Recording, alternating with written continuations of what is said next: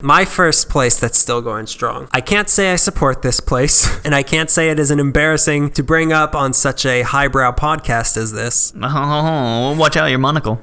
My monocle is going to fall on my lobster bisque. But it's my gold calculator. But it's an example of an establishment that embodied the look and spirit of Googie, and it's my example of one that's still going strong today. Even though I wouldn't eat there because I'm a snob. But it's gross. Denny's. Wonderful Denny's? The love of my life. The place I got married. You know it's open late and it gives you indigestion. But did you also know it's a local company? I did not know that. Tell me more. I'm done.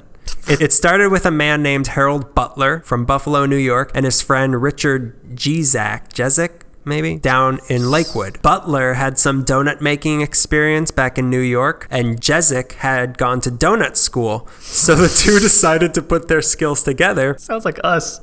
We've eaten enough of these things, so we can reverse engineer it. So they decided to use their God-given donut talents and open up a donut shop. So in 1953, the very first Denny's Donuts was open in Lakewood at the intersection of Bellflower and Del Amo. People loved donuts after World War II, and they were such a huge hit. And by 1956, Denny's Donuts now had 6 locations. The same year, Jezik left the business to spend more time with his family. Around this time, they also started selling sandwiches. Donuts and sandwiches. Donuts and sandwiches together at last? I refuse. And people loved it, so they got an idea to start selling even more food. And by the time their 8th store opened, they had too much. Oh, that's Denny's for you. By the time their 8th store opened in 1957, they changed what they were from a donut shop that sold food to a coffee shop that sold donuts by chance.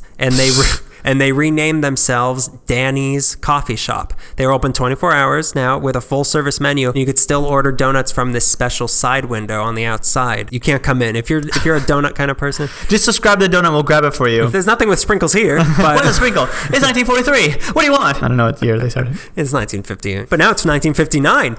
Coffee Dan's got mad at them for confusing customers and stealing their business, so they changed their name again to Denny's Coffee Shop. No chance of confusion there. Then in 1961, they shortened their name to simply Denny's. Unfortunately, they now no longer made donuts. They cut that out of the program. What could have been my favorite thing at Denny's? What could have been the only good thing at Denny's?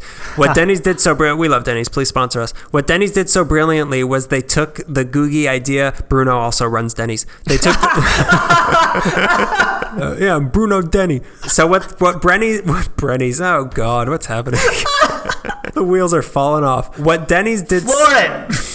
We got 4 flats. Let's speed toward the finish line. Physics will make them into wheels again. We just got a cool running the rest of this. Bobsled's broken. Get out and pick it up and walk, brother. Anyway, what Denny's did so brilliantly was they took the Googie idea of grabbing the attention of people driving by on the street, and they bumped it up a notch to grabbing the attention of people driving by on this new thing called the interstate highway. So this is why you see a Denny's at pretty much every freeway exit. It was a huge success, and Denny's started popping up all over the country and ended up spreading the California coffee shop to all corners of the United States. The prototype that was used for about 400 Denny's starting in 1965 was designed by Armay and Davis. Oh, okay. By 1967, Denny's had opened their first location outside the U.S. in Acapulco, Mexico. Oh.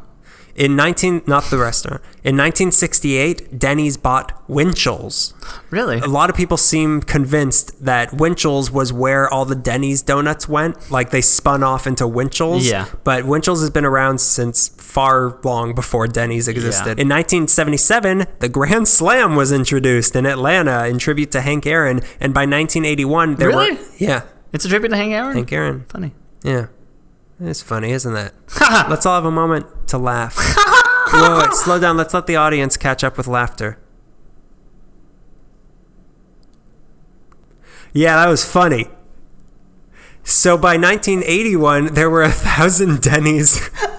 There were 1,000 Denny's in the country, and today there are over 1,700 locations worldwide, many of them in South America, still growing. It's the largest family restaurant chain in the world, which is pretty good considering most other Googie things are gone. They don't have donuts though, right? No donuts. Maybe they'll bring it back. They wouldn't. They don't know how to make a good They would move. put bacon on it and be like, this is a rock and roll donut. This is a Hobbit donut.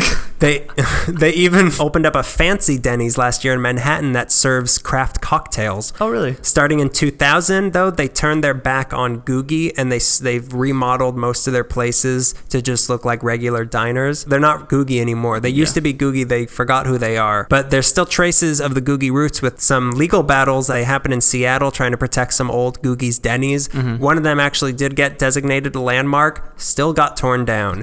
The original Danny's Donuts, meanwhile, is a KFC.